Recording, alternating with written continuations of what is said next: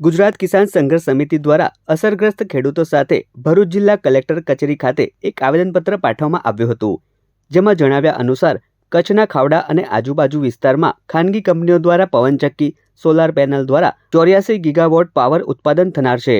આ પાવરને ટ્રાન્સમિશન કરવા માટે 20 જિલ્લામાં વીજ કંપનીઓ ટાવરો બાંધવા માટે કાર્યવાહી શરૂ કરી છે। આ પાવરને ટ્રાન્સમિશન કરવા માટે 20 જિલ્લામાં વીજ કંપનીઓ દ્વારા ટાવરો બાંધવા માટે કાર્યવાહી શરૂ કરવામાં આવી છે। આ ટાવર લાઇન બાંધવા માટે હાલ પ્રવર્તમાન કાયદાઓનું ઉલ્લંઘન કરી પોલીસને આગળ કરી વહીવટી તંત્ર દ્વારા અસરગ્રસ્ત ખેડૂતો ઉપર અત્યાચાર કરવામાં આવતો હોવાના આક્ષેપ કરાયો છે, જે દમનગીરી અને અત્યાચાર બંધ કરવા માંગ કરવામાં આવી છે। આ સાથે જ 4 મુખ્ય માંગો જેવી કે ટાવર લાઇન નાખવા માટે CERC દ્વારા કરવામાં આવેલ કાર્યવાહી રદ કરી લાયસન્સ રદ કરવામાં આવે, બી લાઇન સાથેના રૂટમેપ આપવામાં આવે, સમાન વળતર અંગેની નીતિ બનાવવામાં આવે સહિત વાણિજ્ય જંત્રીના 4 ગણું વળતર ચૂકવવામાં આવે, ટાવર દીઠ સમાન 2 કરોડ રૂપિયા વળતર ચૂકવવામાં આવે જેવી માંગણીઓ કરવામાં આવી હતી।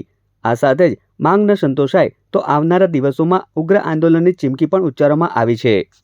આજે ગુજરાતના ટીવી સંગઠનો ભેગા થઈને ગુજરાત ખેડૂત સંઘર્ષ સમિતિ જે બનાવવામાં આવે છે અને નેજા હેઠળ આજે અમે જિલ્લા કલેક્ટરશ્રીને આવેદનપત્ર આપવામાં આવ્યા છે। મારા ખેતરનું અંદાજિત લગભગ હમણાં કોટેશન આપી ગયા તો 8 લાખ રૂપિયાનું કોટેશન આપ્યું છે। તો હું જિલ્લા પ્રશાસન અને સરકારને હું એમ કહેવા માંગુ છું કે 8 લાખ રૂપિયા હું સામે આપવા તૈયાર છું સરકારને, પણ મારા ખેતરમાંથી એ ટાવર લાઈન હટાવી લે, આવી અમારી મુખ્ય માંગ છે। તથા ટાવર લાઈન નાખવી હોય, અમે વિકાસના વિરોધ નથી, પણ ટાવર લાઈન નાખવી હોય તો ખેડૂતનું ભવિષ્ય ધ્યાનમાં રાખીને 25 વર્ષ સુધીનું કંપનીને કોન્ટ્રાક્ટ મળેલું છે, તો ખેડૂતનું 25 વર્ષનું ભવિષ્ય ધ્યાનમાં રાખીને યોગ્ય વળતર આપવામાં આવે। અને ગુજરાત કિસાન સંઘર્ષ સમિતિની જે માંગ છે રાજસ્થાન સરકાર પ્રમાણે વાણિજ્ય ભાવના 4 ગણાની, તો એ માંગ અમારી પૂરી કરવામાં આવે તો અમે સ્વૈચ્છિક વિકાસના વિરોધ નથી, અમે અમારી જમીનો સ્વૈચ્છિક આપીશું ને એ પણ વળતર ના આપવું હોય તો ત્યાં સુધી નવી પોલિસી ના બને ત્યાં સુધી કામ બંધ કરવા રાખવામાં આવે એવી અમારી મુખ્ય માંગ છે। ભરૂચ જિલ્લાના તમામ અસરગ્રસ્ત તાલુકાઓના અસરગ્રસ્ત ખેડૂતો અહીંયા ઉપસ્થિત છે। અમારી મુખ્ય માંગ છે કે જે કાયદો રદ થયેલો છે અને એના દ્વારા જે કાર્યવાહી કરવામાં આવી છે એ રદ કરી દેવામાં આવે।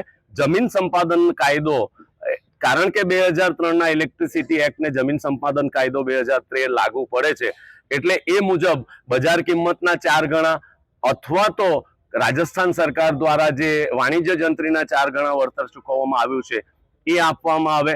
આવી નીતિ જ્યાં સુધી સરકાર લેવલે ન બને ત્યાં સુધી ખેડૂતોને લમસમ 2 કરોડ રૂપિયાનું ટાવર દીઠ વળતર ચૂકવવામાં આવે અને CERCના જે લાયસન્સ લેવામાં આવેલા છે એ ખોટી રજૂઆત કરીને લેવામાં આવેલા છે એ લાયસન્સ રદ કરવામાં આવે।